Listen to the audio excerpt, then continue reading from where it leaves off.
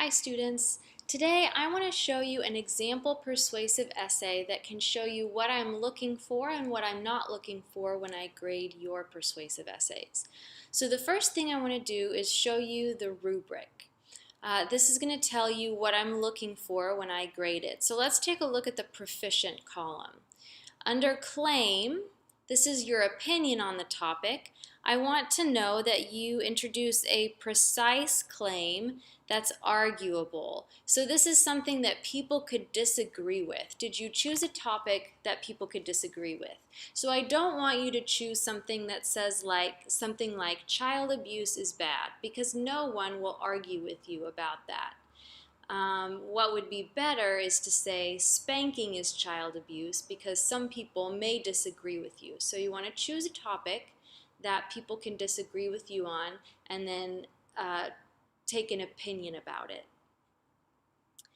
Under audience, as the text anticipates the audience's knowledge level and concerns about the claim, so who are you writing your persuasive essay to? If you're writing a persuasive essay about child abuse to people who don't have children, then that may not be the best audience. The best audience would be someone who maybe is a parent or works with children, like a parent or a teacher.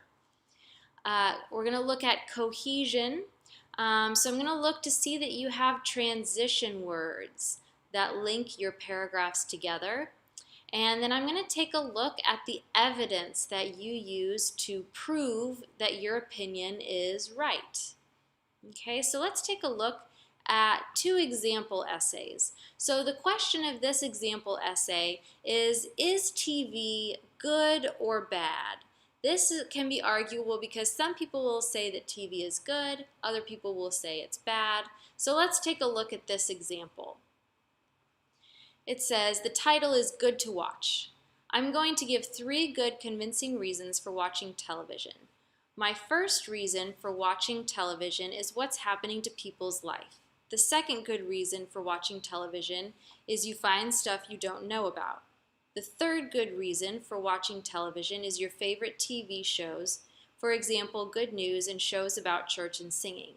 Bad things are happening to people's life every day. They are hurting themselves every day. That's why people look at television. For instance, people need to watch TV. That's how they knows more about what goes on, like violence and game shows that comes on to help you understand better the things that are happening to people's lives. For example, my second reason, you find out things you didn't know about. For instance, while looking at television, you might hear or see something that you have never seen before until you have watched television. You find out things you didn't know about. Finally, you watch your favorite TV shows, for example, one about church and singing. Television is good for people to watch. People should watch television. Okay, now if we take a look at the rubric, I would give this a not yet.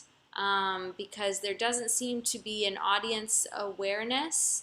There aren't many linking words, and there's limited data, and also the structure is not good. So some of the things that I would notice is there's no introduction, and he doesn't explain his reasons. So this writer says, my first reason for watching television is what's happening to people's life, but I don't know what he's talking about here, and he doesn't give any examples. Doesn't give any examples for his second or third reasons either. He just says these are my reasons, but there's no explanation, there's no evidence. Okay, and then he has some examples down here, but they aren't clearly linked to which reason he's talking about. Okay, so this is a not yet paper. Let's take a look at another essay and compare it to the rubric and see how this one does. Title is The Television Question. Television once incredibly changed the world. Until the television was invented, families spent their time doing different activities like reading, talking together, or playing together outside. Now most families simply stay home and watch TV. This has had many negative effects on the family. Watching TV is harmful because it risks the family's health, reduces the children's study time, and is a bad influence on young minds. The most important reason why watching TV is bad is because the viewers get less exercise. For example, instead of watching their favorite show, people could exercise for 30 minutes. If people spent less time watching TV and more time exercising, then they could have a healthier body. My mother told me a story about a man who died of a heart attack because he was out of shape from watching television all the time. Obviously, watching TV can put a person's health in danger. Furthermore, watching television reduces children's study time. For example, children would spend more time studying if they didn't watch television. If students spent more time studying at home, then they would make better grades at school. Last week, I had a major test in science, but I didn't study because I started watching a movie. I was not prepared for the test, and my grade reflected my lack of studying. Indeed, watching television is bad because it can hurt a student's grades. Finally, watching TV can be a bad influence on children. For example, some TV shows have inappropriate language and too much violence. If children watch programs that use bad language and show violence, then they may start repeating these actions because they think the behavior is cool. In fact, it has been proven that children copy what they see on TV.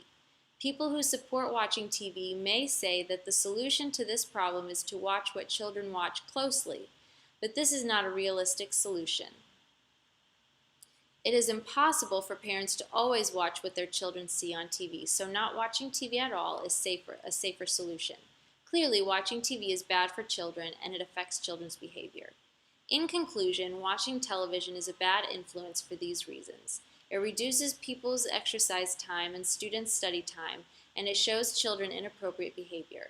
Therefore, people should take control of their lives and stop allowing television to harm them. Okay, I would say that this is a proficient paper for several reasons. Let's take a look at the claim. Okay, what is this person's opinion about the topic? Do they have a thesis statement? Now, I've highlighted the thesis statement here. So we can see what's highlighted in yellow is their claim. That's what they think about the question, is TV good or bad? They think it's bad. They say it's harmful. And then it has this word because. Okay, so you have your claim and then you need 3 reasons. So they link the claim and the reasons with the word because. And they have 3 reasons. It risks the family's health, reduces the children's study time, and is a bad influence on young minds. Then we can take a look at the structure. Okay, they have a very specific structure where the first body paragraph talks about the first reason.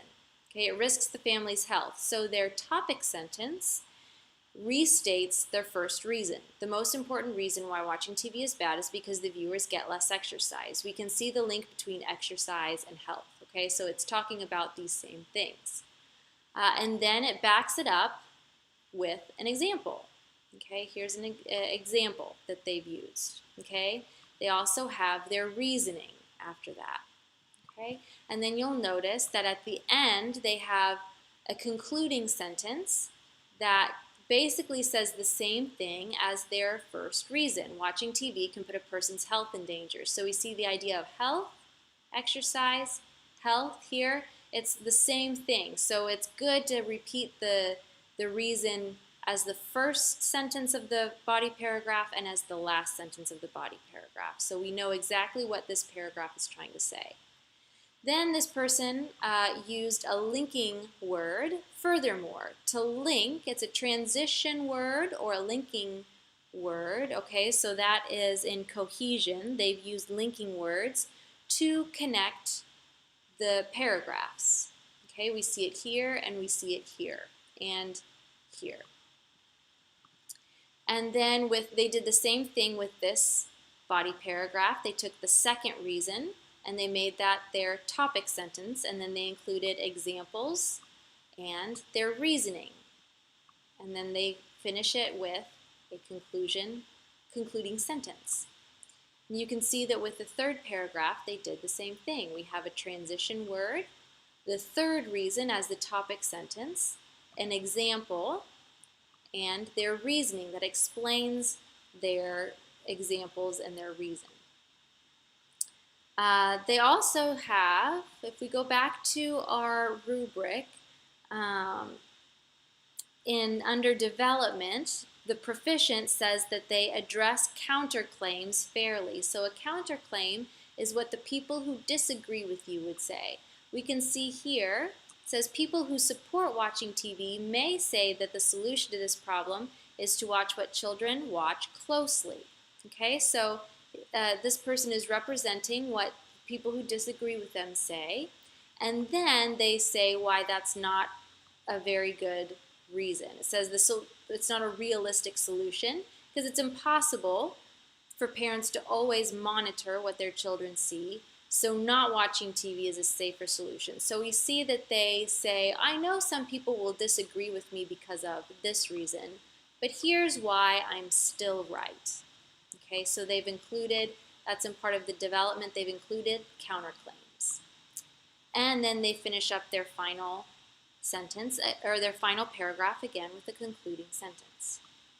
And then in their conclusion, they summarize and kind of restate their thesis statement that television is bad for 3 reasons: exercise, study time, and a bad influence on children. And then they end with a conclusion statement reaffirming that they think that people should not watch television.